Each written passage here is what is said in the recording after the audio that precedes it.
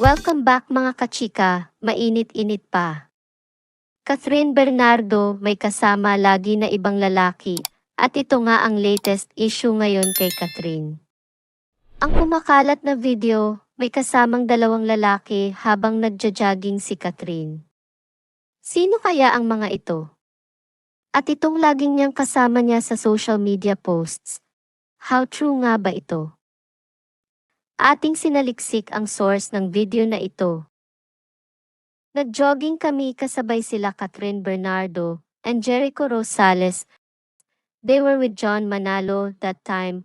See video, naka-sleeveless lang si Kath. So as gesture pinahiram siya ni John ng jacket, allegedly. Di ko sila nakitaan ng issue kasi wholesome lang talaga.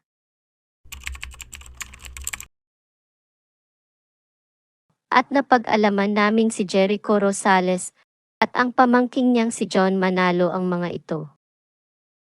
Si John Manalo ay long-time friend ni Catherine.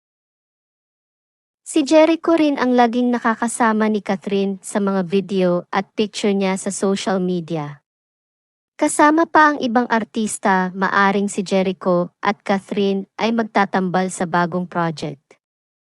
Maaring ito ay sa Elena 1944 o sa isa pang bagong movie ni Catherine sa Star Magic. So ayan na nga mga kachika, kayo na ang humusga. Anong masasabi niyo sa isyung ito?